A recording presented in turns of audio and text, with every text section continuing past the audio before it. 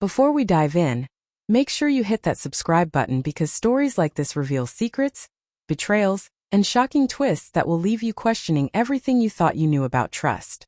My name is Ethan, and my wife Sophia has always been meticulous about appearances. Her work, her social life, even small gestures between us. I've always admired that about her, but lately something felt off. A subtle tension had crept in, small signs that she was hiding things, avoiding conversations, or brushing off questions with a casual smile that didn't reach her eyes. That morning, she told me she had an errand to run and left the house in a rush. Later, I noticed a small package on the kitchen counter.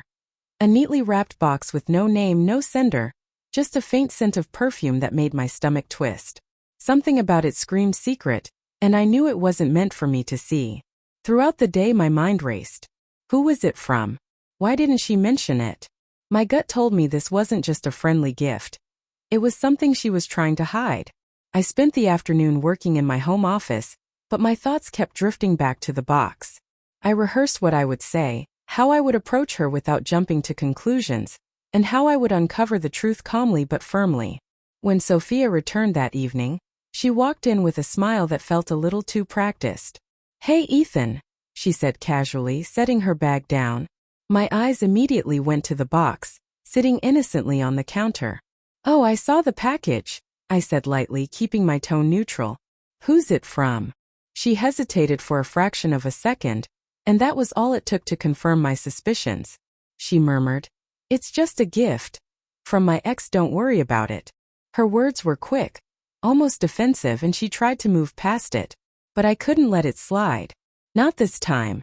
Your ex," I repeated more firmly. "Sophia, you're not even giving me a chance to understand. Why didn't you tell me? Why try to hide it?" Her face tightened, a flicker of guilt crossing her features. She tried to laugh it off, brushing a strand of hair behind her ear. "It's just a friendly gesture. Honestly, Ethan, it's not a big deal. I didn't think it mattered." I nodded slowly, trying to maintain my composure. But inside, I felt the mix of confusion, hurt, and a simmering sense of betrayal that comes from realizing someone you trust might not be completely honest. "Not a big deal?" I asked quietly. "It's a gift from someone who used to be important to you, and you thought hiding it was fine." She looked away, her voice softening. "I didn't want to make a scene. I didn't want you to overreact." Her words hit me harder than I expected. Overreact? I wasn't planning to shout or accuse her publicly. I just wanted honesty, transparency. Something had shifted between us, something that this little box had brought to the surface. And I knew that what happened the next morning would be the real test of our marriage, the moment where the truth would reveal itself in ways I hadn't anticipated. That night I couldn't sleep. The image of the package, her hesitant glance, and the subtle defensiveness kept replaying in my mind. I tried to reason with myself. Maybe it really was innocent, a simple friendly gesture, but every fiber of my intuition screamed otherwise. The next morning I woke early, long before Sophia stirred. I needed to see the box again to understand its contents, and to decide how I would handle the situation. When I entered the kitchen, the package was still there, pristine, untouched. The neat wrapping suggested care, attention, and intention, qualities that made me uneasy considering the source. I opened it slowly, as if the act itself would reveal more than just its contents. Inside there was a delicate piece of jewelry. A necklace elegantly simple, with a note tucked carefully beneath it. My hands trembled slightly as I unfolded the note. It read, "For the beautiful memories we shared. Just a token. Hope it makes you smile." That was enough. My pulse quickened, my chest tightened. It wasn't just a friendly gesture. It was a sentimental, emotional gift. A deliberate connection from someone who had once been close. I knew Sophia had tried to downplay it, to hide it, but the truth was glaring, impossible to ignore. When Sophia walked into the kitchen, she froze for a moment, catching me holding the necklace. Her expression faltered. "Ethan, you shouldn't." "I saw the note," I interrupted gently but firmly, my voice calm despite the storm inside. "This isn't just a gift, Sophia. This is emotional. And you hid it. Why?" She sighed, running her fingers through her hair, looking genuinely torn. I didn't know how to tell you. I didn't think it mattered. I didn't want you to feel threatened." I didn't. You didn't want me to feel threatened? I repeated. Sophia, we promised honesty. We promised transparency. Hiding something like this? That crosses a line. Her eyes filled with guilt, her lips trembling slightly. She looked at the necklace in my hand, then back at me. I wasn't thinking clearly. I didn't want to upset you. It was meant to be harmless. I paused, weighing my next words carefully. The air between us was thick, charged with tension, and yet I felt a clarity that I hadn't felt before. I needed to know the truth completely. Sophia, is this all it is? Just a gift? Or is there something else I should know? Her head dropped slightly, and the silence that followed was deafening. Then finally she whispered almost inaudibly, "It's just a gift. That's all." I nodded slowly, keeping my composure. Inside, I felt the storm of doubt and suspicion, but I realized that tonight or very soon, I would need to see her actions, not just hear her words. The next hours would reveal whether trust could be restored, or if this small act had fractured something deeper than either of us realized. Later that day, I went about my routine, but my mind never strayed far from the necklace and Sophia's hesitant demeanor.